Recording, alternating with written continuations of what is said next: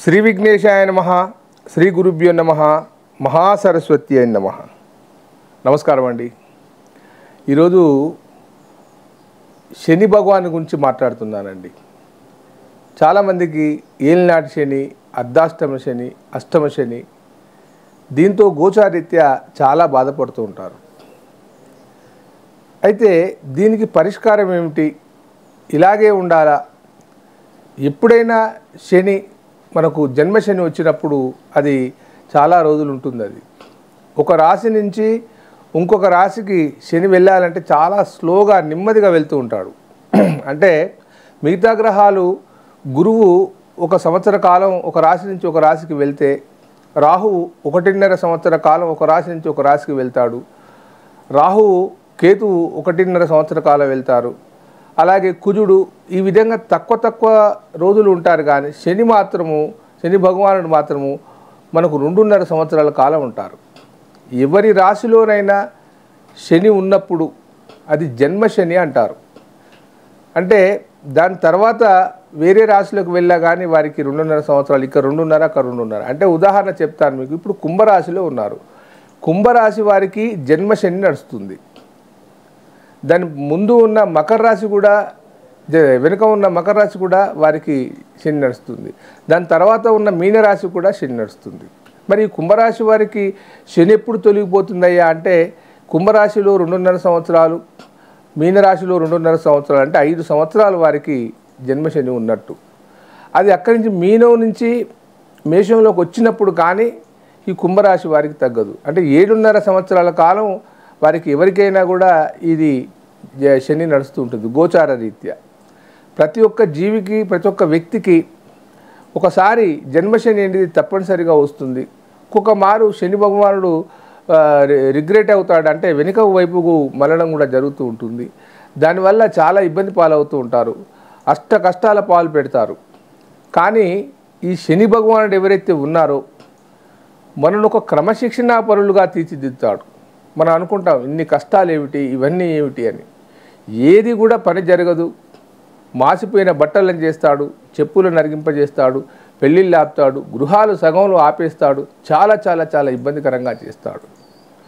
ఇకపోతే అర్ధాష్టమ శని. అర్ధాష్టమ శని 4 సంవత్సరాలు ఉంటుంది. ఆ 4 సంవత్సరాలు ఇబ్బందిదాయకంగానే ఉంటుంది. ఇకపోతే అష్టమ శని. ఎవరి రాశి అయితే ఉంటుందో ఆ రాశి నుంచి 8వ ఇంట చంద్రుడు ఉన్నప్పుడు అది అష్టమ శని అంటారు. అది కూడా ఇబ్బందిదాయకమే. అన్నిటికంటే చాలా ఇబ్బందిదాయకంగా ఉండేది జన్మశని. అయితే ఇప్పుడు ఎవరికి నడుస్తుంది ఈ జన్మశని అని అంటే, మకర రాశి వారికి ఇంకొక 1.5 సంవత్సరాల కాలం ఉంది. అలాగే కుంభరాశి వారికి, అలాగే మీనరాశి వారికి, ఈ 3 రాశుల వారికి శని బాగా నడుస్తూ ఉంది. మరి గురుగారు దీని పరిష్కారం లేదా, మరి దీనికి ఎలా మేము దాన్ని బయటపడాలి అని చాలామంది అడుగుతున్నారు. నానా ఒక్కటి చెప్తున్నాను, మనము ఏది చేసినా కానీ భగవంతుణ్ణి కనుక ఆరాధించుకుంటూ వెళ్తేనే మనం సక్రమంగా ఉంటాం. గోచారం సరిగ్గా ఉంటే కొంత మేరకు కానీ ఆ భగవంతుని యొక్క గొప్పతనాన్ని, భగవంతుని యొక్క లాభాన్ని పొందాలంటే నిరంతరం స్మరిస్తూ ఉండాలి. ఈ సమయంలో మనం చేయవలసింది ఏమిటంటే, ఎవరైతే జన్మశని నడుస్తున్నదో వారు ఆచితూచి అడుగులు వేస్తూ ఉండాలి. ఎవరితోటన్నా మాట్లాడితే దురుసుగా మాట్లాడకూడదు. రెండవది, దాన ధర్మాలను తోచినంత చేయాలి. ముఖ్యంగా వికలాంగులకు కానీ, అందులకు కానీ, ఎవరైనా కానీ, అనాథలకు కానీ, వృద్ధులకు కానీ, పోనీ మనకు దూరము మనం చేయలేము, మన స్థితిగతులు లేవనుకుంటే మీ ఇంట్లో ఉన్న పెద్దవాళ్ళను సేవించండి, మీ తాతలను గౌరవించండి, మీ తండ్రులను గౌరవించండి. వృద్ధులు కనబడితే, నానమ్మ కనబడితే వారికి నమస్కారం చేయండి. ఇంకా సహజంగా జరిగేది ఏమిటి, ఈ శని జరిగినప్పుడు మనం అందరూ చెప్పేది ఒకటే, ఏమిటి, తైలాభిషేకాలు చేయండి, దానికి నల్ల నువ్వులు దానం చేయండి, ఆ శని భగవానునికి నల్లని వస్త్రాన్ని ఇవ్వండి. ఇవి అన్నీ సహజంగా జరిగేటి. మహాన్యాస రుద్రాభిషేకాలు ఇవన్నీ కూడా ఒక ఎత్తు. మీలో క్రమశిక్షణ ఉంచుకొని క్రమశిక్షణా పరులుగా ఉండడం ఒక ఎత్తు. ఈ జన్మశని ఎవరికైతే నడుస్తుందో వారు ఖచ్చితంగా చెప్తున్నాను, వారు ఖచ్చితంగా నీలం లాకెట్ను కానీ, నీలం ఉంగరాన్ని కానీ ధరిస్తే ఒక 50% మీకు ఈ బాధలన్నీ తగ్గుతాయి. మానసికంగా ఇబ్బంది, ఆర్థికంగా అప్పులు చేయించడం, దుర్వ్యసనాలకు పాలు చేయడం, చాలా ఇబ్బందిదాయకంగా ఉంటుంది. మొన్నటి వరకు కర్కాటక రాశి వారికి అష్టమ శని ఉండేది. కేసీఆర్ అందువల్లనే దానివల్ల అతను వెనుకడుగు వేశాడు. అష్టమ శనితో చాలా చాలా బాధపడ్డారు. ఇకపోతే మరి దీన్ని ఎలా ఇబ్బంది లేకుండా ఉండాలంటే కొంత మేరకు జాతకంలో కూడా చూడవలసిన అవసరం ఉంటుంది. జాతకంలో కనుక శని ఉచ్చస్థానాన్ని పొందితే, అంటే ఎవరి జాతకంలో అయినా కానీ శని భగవానుడు తులారాశిలో ఉన్నాడు అనుకోండి, వారికి ఈ జన్మశని చాలా తగ్గుతుంది. ఎందుకంటే దాని పుట్టుక నుండే అతను ఉచ్చస్థానాన్ని పొంది నీ యొక్క జీవితాన్ని మార్చేందుకు సిద్ధంగా ఉన్నాడని అర్థం. 25 సంవత్సరాల నుండి 40 సంవత్సరాల వరకు ఉండేవారిని శని బాగా ఇబ్బంది పాలు చేస్తాడు. ఉద్యోగాలను తీసేయిస్తాడు. మంచి ఉద్యోగం ఉన్నా కానీ ఏదో సస్పెండ్ చేయిస్తాడు. ఇంకా ఏదైనా బ్యాంకు లోన్లను ఇప్పిస్తాడు. బ్యాంకు లోన్ ఇప్పించి కట్టలేని స్థితిని తెచ్చి నేను చాలా నానా పతిత పాలు చేస్తాడు. కానీ 45 సంవత్సరాల నుండి ఆ పైబడిన వారికి, వయసు మీరిన వారికి అంత పెద్దగా ఇబ్బంది కలగదు. మంచి శుభకార్యాలే చేస్తాడు.